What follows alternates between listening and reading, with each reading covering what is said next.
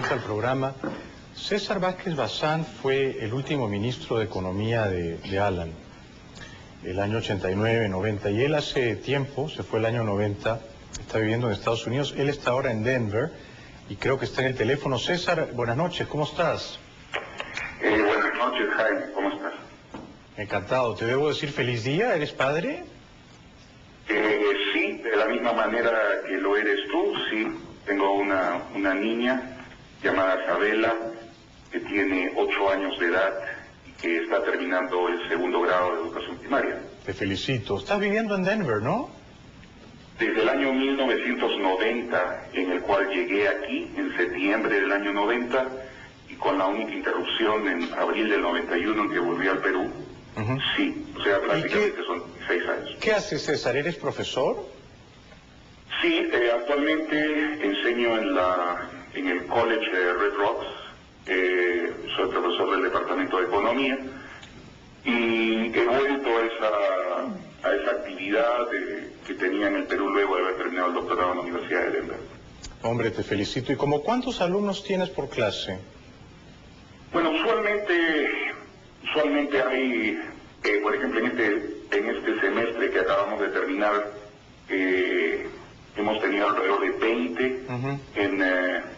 20 es el promedio en macroeconomía y 20 en microeconomía, más o menos. ¿Y tú no crees que sería mejor que en lugar de enseñar economía tú tomaras clases? Bueno, una persona permanentemente está aprendiendo permanentemente.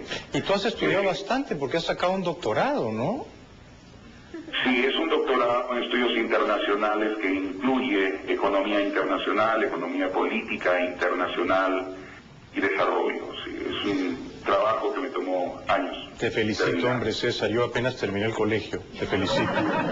Oye, ¿y tú crees que fuiste un buen ministro? Porque acá en el Perú mucha gente cree que fuiste un ministro bastante malo.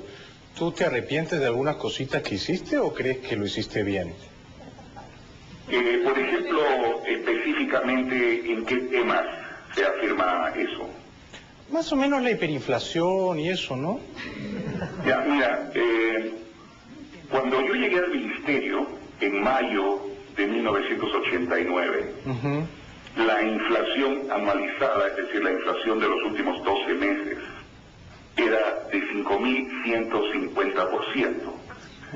Y la inflación anualizada estaba en ascenso desde agosto de 1986 hasta mayo de 1989, es decir, por 32 meses consecutivos. Claro, venía subiendo. La inflación permanentemente ascendió. Ya. Eso fue lo que yo recibí. El problema es que parece ser que solamente se acuerdan del 6º ministro de Economía y no se acuerdan de los anteriores que tuvieron la responsabilidad de la definición de la política económica, sobre todo en los 2 primeros años. Ya, y tú, o sea que tú, claro, tú recibiste ya la inflación desbocada, ¿no? Pero contigo siguió multiplicándose o tú la pudiste controlar.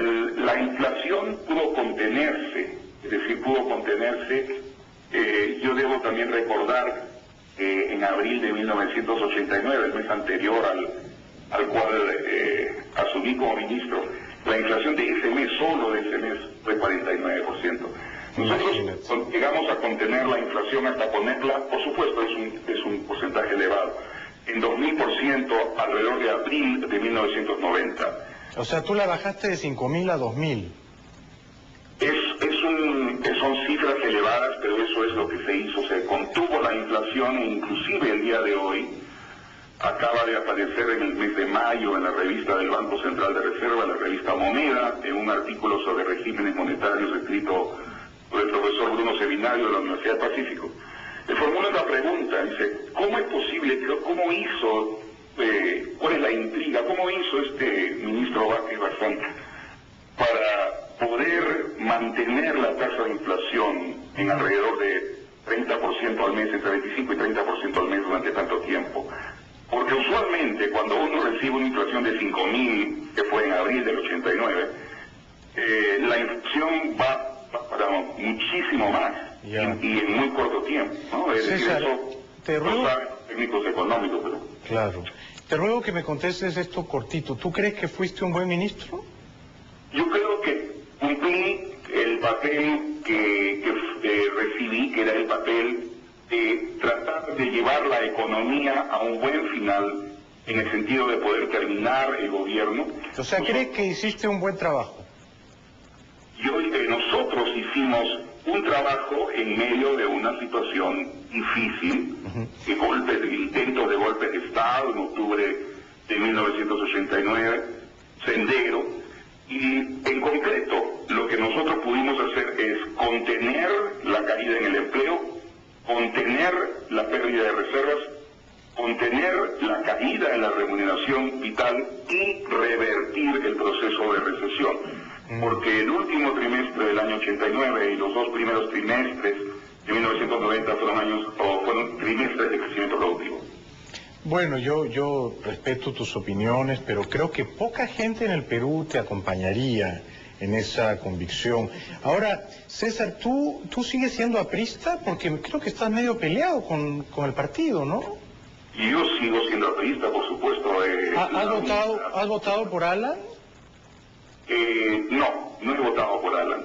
¿Por qué?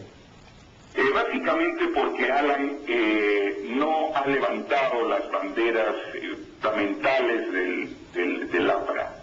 Hay temas básicos, como por ejemplo... ¿Quién las ha levantado? Digamos, ¿por quién hubieras querido votar tú? Bueno, yo como aprista tengo una identificación con el diagnóstico de la realidad del APRA y con el programa aprista. El programa aprista es un programa antiimperialista, es un programa nacionalista y es un programa solidario. Y yo lamento que Alan no haya preferido levantar esos temas y se haya ido más bien por temas adjetivos. Pero tú eres antiimperialista y vives en el imperio.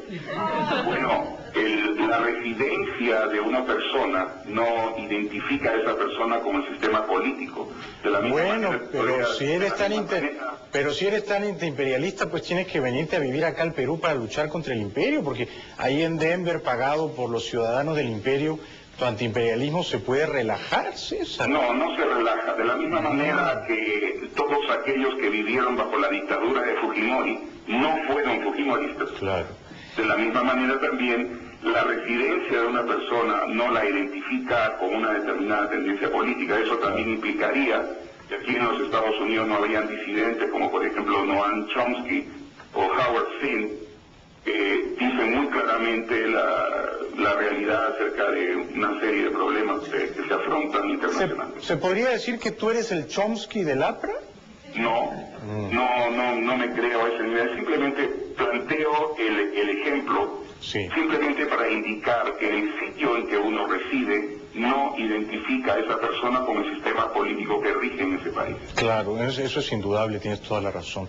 César, para terminar, tú dijiste el año 2003 que Del Castillo tiene una casa en Miami, pero él dijo que no, que la casa es de Carmen, de su esposa, y por eso te sancionaron en el partido.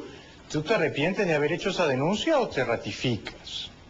No, en la denuncia yo me ratifico. Yo creo que sensiblemente en el partido hay elementos e indicios de corrupción, sobre todo de penetración de Montesinos. En el caso de Jorge del Castillo recibió en el año 96 una oficina de la Caja de Pensiones militar policial, con la cual se quedó hasta aproximadamente el año 2002, dejando de haber pagado muchísimas cuotas, y fue una oficina con la cual se compró, prácticamente compraron la voluntad de Castillo. Ahora, de ¿tú crees también, que cuando tú comparas sus declaraciones juradas presentadas en el Congreso con las propiedades que tiene, por ejemplo, el departamento en Miami, vas a ver de que existe una tremenda discrepancia. Ya. Yo he solicitado hace mucho tiempo que se abra una investigación en el partido, pero el partido parece que ha tomado alguna otra decisión que no es esa. Ya, o sea que estás tirándole barro fuerte a Alan y a Del Castillo. Mejor quédate un tiempo en Denver, estos 5 años no vuelvas, ¿no? César, y para terminar, perdóname que te interrumpa, pero ya Jimé me está conminando a terminar. ¿Tú por qué no fuiste a votar? ¿No has votado por nadie o has votado por Humala? Yo fui a votar, por supuesto, he ido a votar en las 2 oportunidades. ¿Y por quién votaste? El voto es secreto, Jaime. El voto es secreto. Y con respecto a tus buenos deseos de no volver, bueno, los voy a cumplir, pero en algún momento me daré una vuelta, sobre todo para saludar a los buenos amigos que todavía existen en el país, entre ellos a ti. Hombre, muchas gracias César. No, yo te lo dije con ironía, por supuesto, tú eres siempre bienvenido aquí, siempre que no te nombre ministro de Economía. En ese caso nos vamos todos corriendo. Pero hay que llevar las discrepancias amigablemente, ¿no? No es necesario que te vayas corriendo, Jaime, puedes quedarte, estate seguro, nada va a pasar. Bueno. Y muy bien. Bueno, don César, oye, te deseo suerte y mis condolencias a tus alumnos, ¿no? No, me parece muy por el contrario, que de la misma manera que yo no puedo desearle condolencias a tus televidentes, y de la misma manera que expreso una felicitación por el programa cómico que diriges, de esa misma manera también creo que me merezco el mismo respeto. Muchas gracias, Jaime, muchos saludos. Gracias, César. Y agradecimientos a Jimena, tienes una excelente y muy simpática productora. Muy bien, muchas gracias, un abrazo para ti y suerte. Gracias. Muy bien, la verdad que ha tenido correa, ¿ah? Nobleza obliga. Ha sabido soportar las ironías. Y ha devuelto, además, un sarcasmo ahí, un golpe al plexo.